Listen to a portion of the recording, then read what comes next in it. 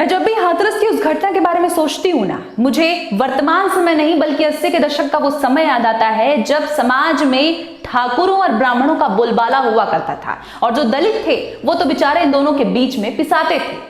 आज की भी स्थिति कोई बदली नहीं है, आज भी स्थिति वही है। अंतर सिर्फ इतना है कि हम शहरों में रहते हैं, इसलिए हमें समझ में नहीं आता कि जातिवाद आज भी हमारे देश में व्याप्त है। हम ये सोचते हैं कि जो जातिवाद का कीड़ा है वो हमारे देश से, हमारे समाज से जा चुका है। लेकिन यदि आपको जातिवाद का शुद्ध रूप देखना है तो आप गांवों में जाइए। यदि आप गांव में जाना चाहते हैं तो आप उत्तर प्रदेश के उन गांवों में जाइए जहां जातिवाद के दलदल के नीचे दलित दबा पड़ा रहता है। और इसका ठोस उदाहरण है हाथरस में घटित होने वाली ये घटना। और अभी तो हाथरस की उस बेटी को न्याय भी नहीं मिल पाया था। अभी तक तो हाथरस की उस बेटी का जो मामला था वो अभी तक झुलसा पड़ा हुआ है कि अभी कुछ घंटों पहले ही खबर आई कि एक हाथरस की एक दूसरी बेटी जिसकी उम्र महज 6 साल है, 6 साल की उस बच्ची के साथ कुछ लोगों ने रेप किया, उसका बलात्कार किया और अस्पताल में अपनी जिंदगी से लड़ते हुए उस बच्ची की मौत हो गई। किसके ऊपर आप अपना पुरुषत्व झाड़ते हैं? उस 6 साल की बच्ची के ऊपर आप इसे अपना पुरुषत्व मानते हैं? तो सुन लीजिए, ये आपका पुरुषत्व नहीं बल्कि आपकी हैवानियत है। और आपके जैसे हैवान लोगों को एक ही सजा मिलनी चाहिए, वो है सजाए मौत। इन लोगों के लिए सिर्फ एक ही सजा होनी चाहिए, वो है फांसी। इन लोगों को क्यों सरल लगता है एक लड़की को ऊपर से नीचे तक उसके पूरे बदन को निहारना, उसके बदन को घूर के देखना? इन लोगों को क्यों सरल लगता है? क्यों सरल लगता है इन लोगों को उस लड़की का मौका मिलते ही बलात्कार कर देना? मैं बताऊं क्यों? क्योंकि हमारे देश में बलात्कारियों के लिए जो कानून है वो कभी से सख्त नहीं रहा। इन लोगों को लगता है कि क्या हुआ जो हम बलात्कार कर देंगे, कुछ साल के लिए जेल जाएंगे, फिर छूट जाएंगे, फिर किसी लड़की को घूर के देखेंगे और मौका मिलते ही उस लड़की का बलात्कार कर देंगे। इन लोगों को यदि ठोस कोई सजा दी जाए तो इन लोगों की औकात नहीं है कि ये किसी लड़की का बलात्कार कर पाए। इन लोगों को सिर्फ एक ही सजा होनी चाहिए, वो है सजाए मौत।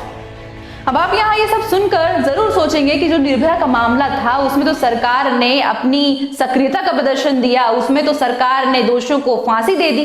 तो भैया आपको एक बात बता दूं कि जो निर्भया का मामला था उसे कभी जनता ने शांत होने ही नहीं दिया। लगातार निर्भया के पक्ष में जनता समर्थन करती रही, कई प्रदर्शन करती रही, दोषियों को सजा दिलवाने के लिए कई प्रदर्शन किए गए और जनता ने कभी भी इस मामले को ठंडा होने ही नहीं दिया।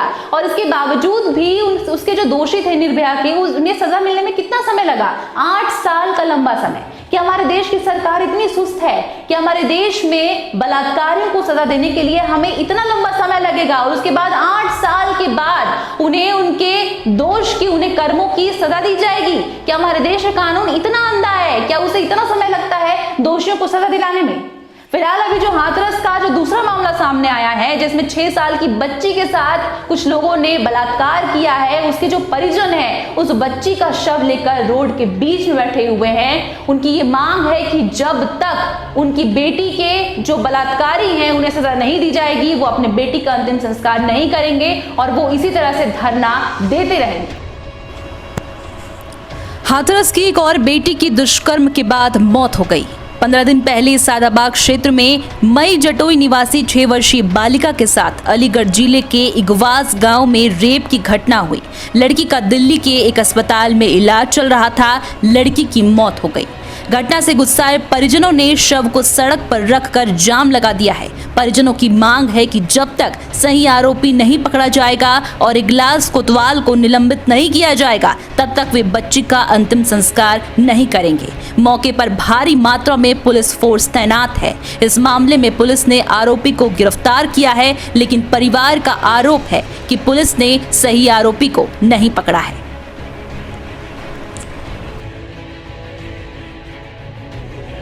उत्तर प्रदेश का जो हाथरस है ना, वो प्योर शुद्ध रूप से जातिवाद वाला क्षेत्र है जहां पर जो समाज की बागडोर है वो अपर क्लास के लोगों के हाथ में है। यहाँ पर लगभग 600 परिवार हैं जिसमें से आधे से ज्यादा जो हैं वो ठाकुरों के हैं। अलग से जो 100 परिवार हैं वो ब्राह्मणों के हैं और जो बचे कुछ 15-20 परिवार हैं वो दलितों के हैं, जिसमें से एक हाथरस वाली बेटी का परिवार था। अब यहाँ के जो दलित हैं उनसे पूछने पर ये बात पता चलती है कि जो ये अपर क्लास के लोग हैं वो हमेशा से ही दलितों को इस तरह से धमकाते, डराते और उन पर इस तरह का अत्याचार करते आए हैं। और आश्चर्य की बात तो ये है कि जो ये अपर क्लास वाले लोग हैं इन पर अत्याचार करना अपना हक समझते हैं। यदि ये बात सचमुच सत्य है यदि आज के समय में 21वीं सदी में भी यदि भारत के गांवों में, भारत में यदि ऐसी स्थिति है, तो माफ कीजिएगा, जो आज की सरकार ये कहती फिरती है कि डिजिटल युग, ये डिजिटल युग नहीं है, ये प्योर गंवारों का युग है, क्योंकि जातिवाद जैसी बीमार मानसिकता गंवारों की ही हो सकती है।